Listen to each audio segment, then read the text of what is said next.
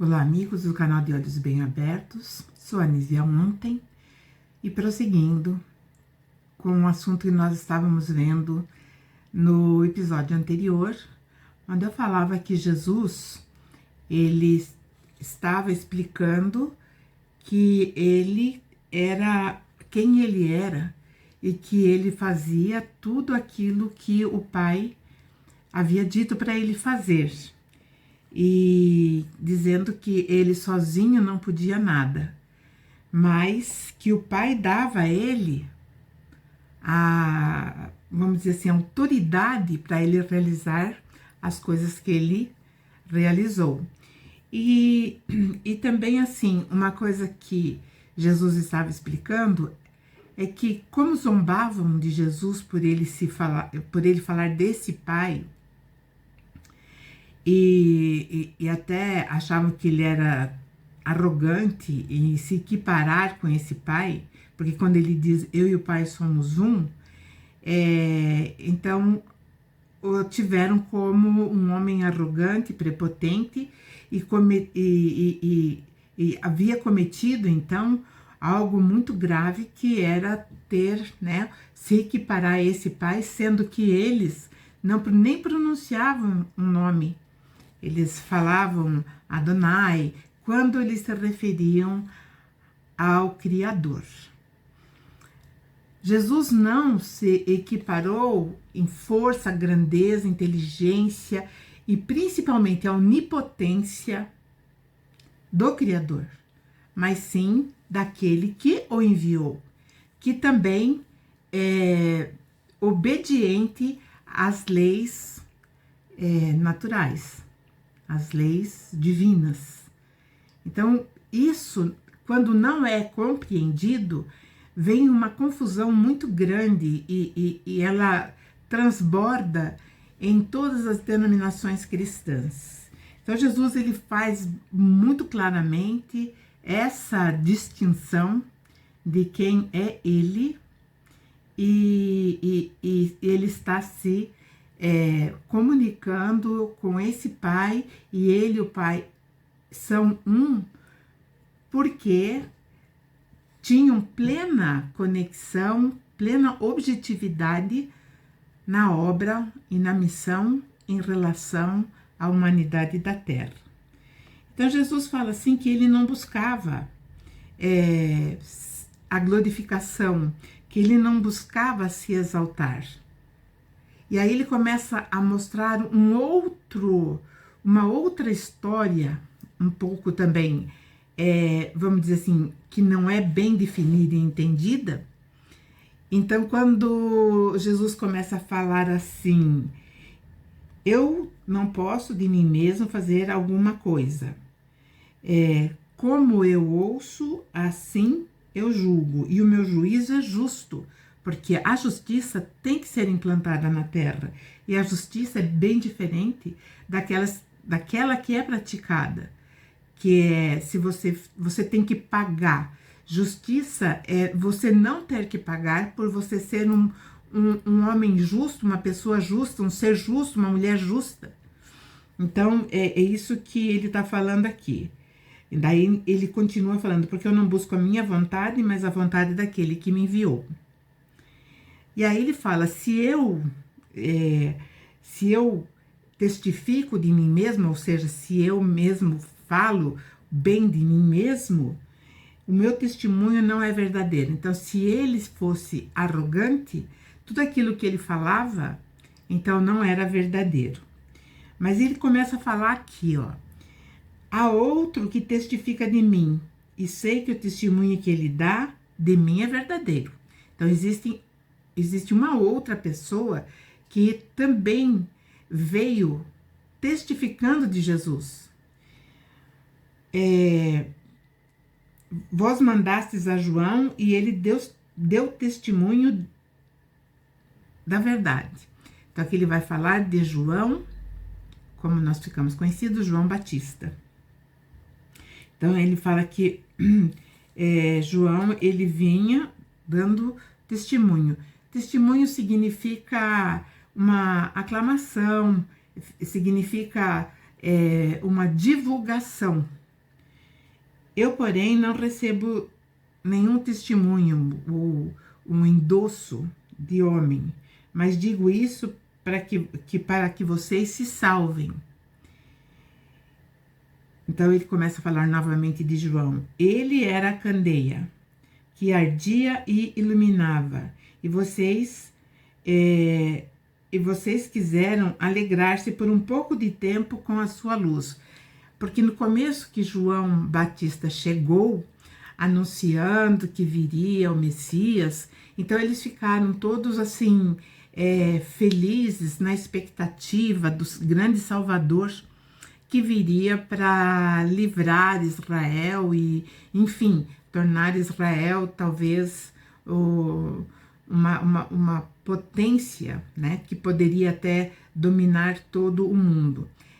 Essa potência que ela deveria se tornar era no sentido de que fosse o exemplo, fosse o protótipo da humanidade civilizada e moralmente desenvolvida.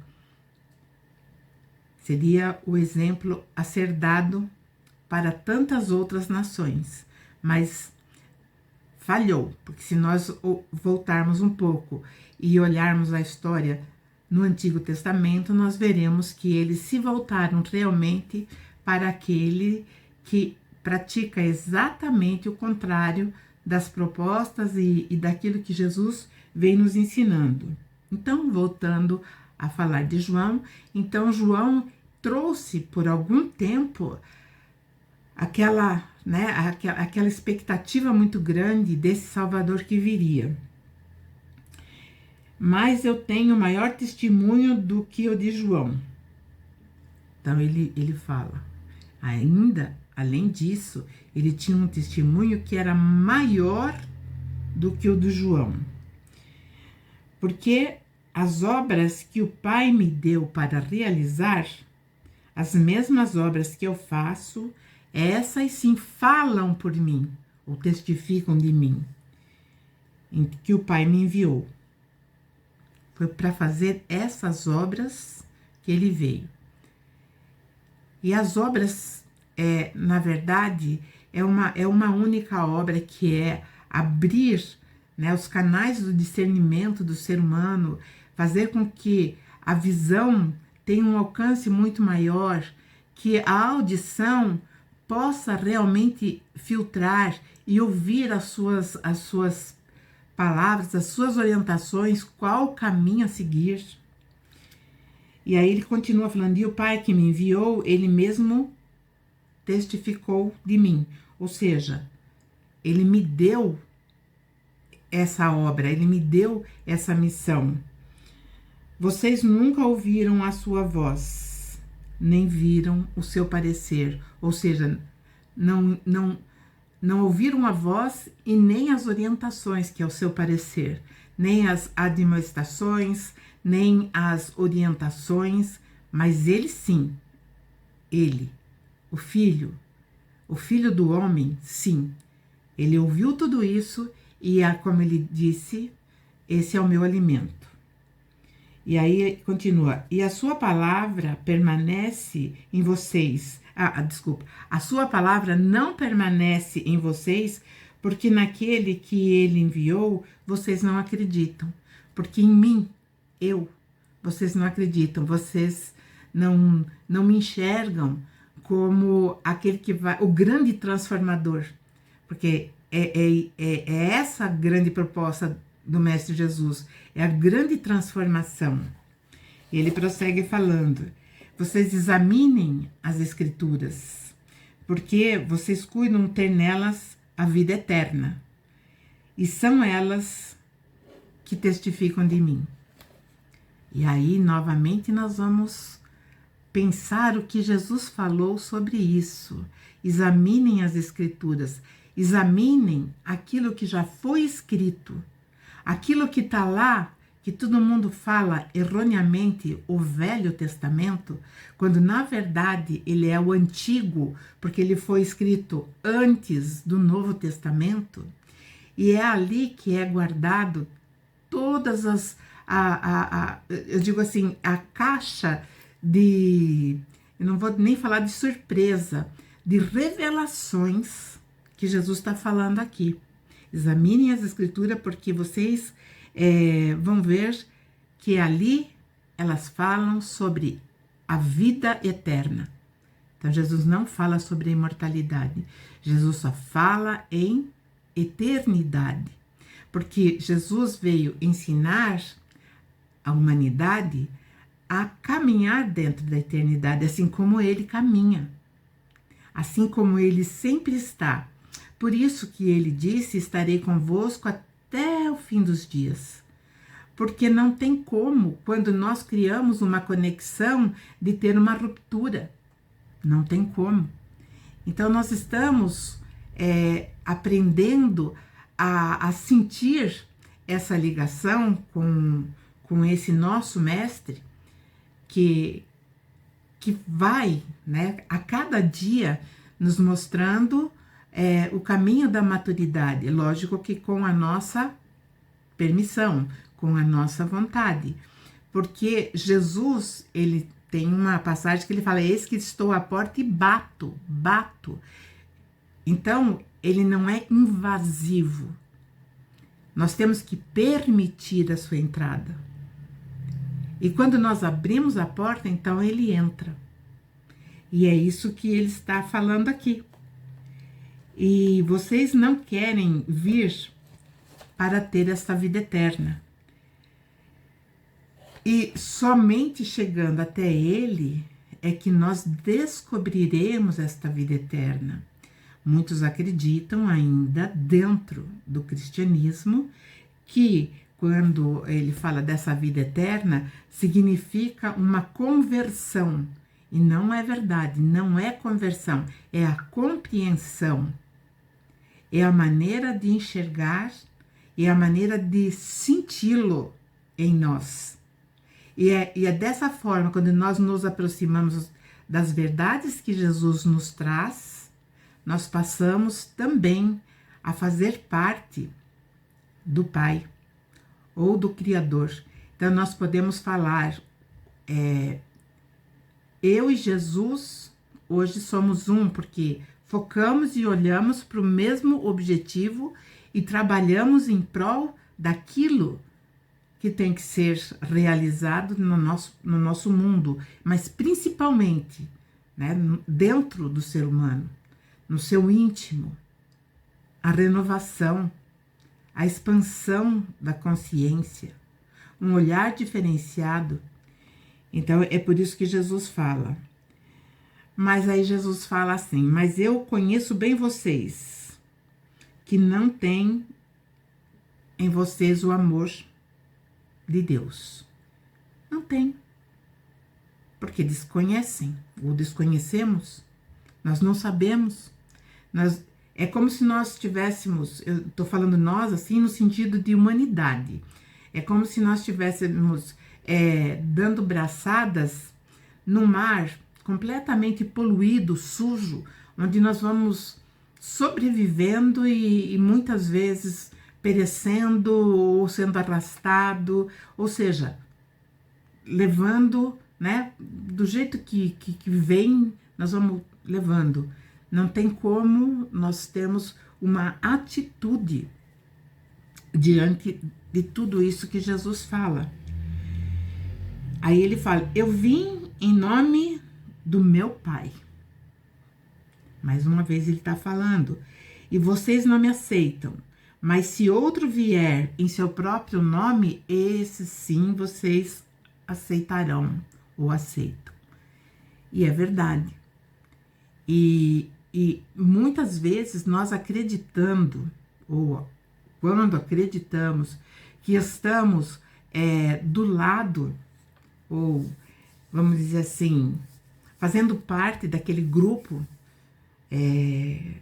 que entendem as palavras de Jesus, que realmente optaram por caminhar ao seu lado, mas no descuido nós nos voltamos e focamos para esse inimigo que desvia a nossa atenção.